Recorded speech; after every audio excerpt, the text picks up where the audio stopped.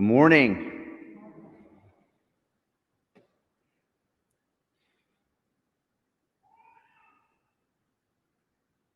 We are now, as it was then, so challenged to keep our eyes on the prize, to keep heaven as our goal in life and to see it as an arduous adventure worth pursuing. The good thing is it's not new. Without iPhones and the internet and the TV and movies and the radio and newspapers, there was still a challenge both in the broader world, but even inside of that, people that St. Paul was forming into Christ, to be aware of where they were going and to work towards it. St. Paul sees that tension as real in the people of Philippi, who he loved so much and saw so much fruit in. He knew they struggled with it.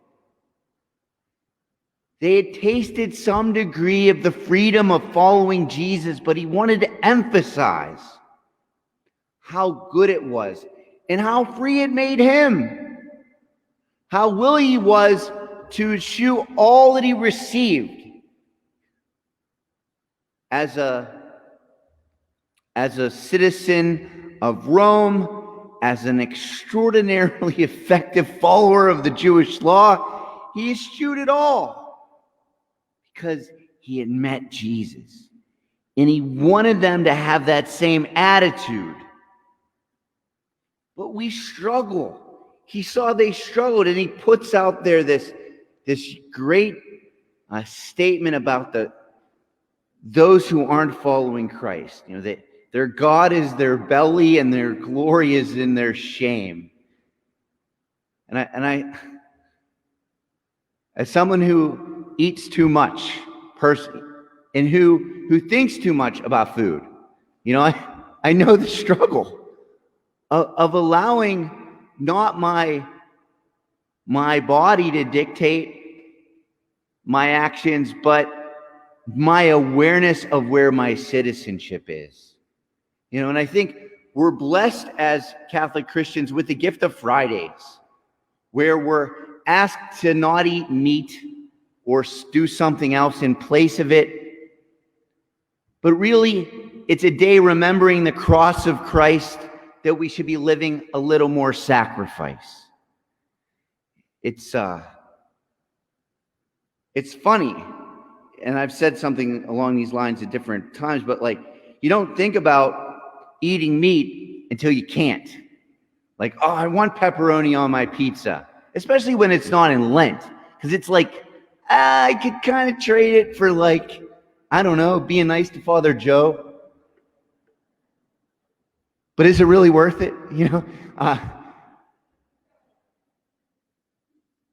We are given the gift of Friday as a test, really, of where our hearts are with regard to our bellies or our souls.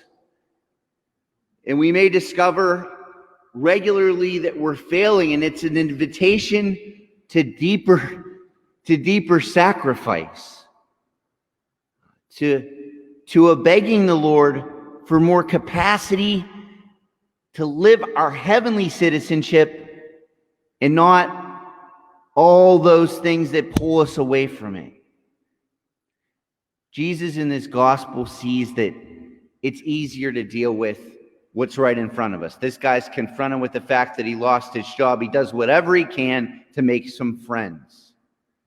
The Lord wants us to do whatever we can to make heavenly friends, to store up treasure in heaven, to build our heavenly bank account. Because he knows if we aren't striving for that, we won't get it. And the alternative is terrible.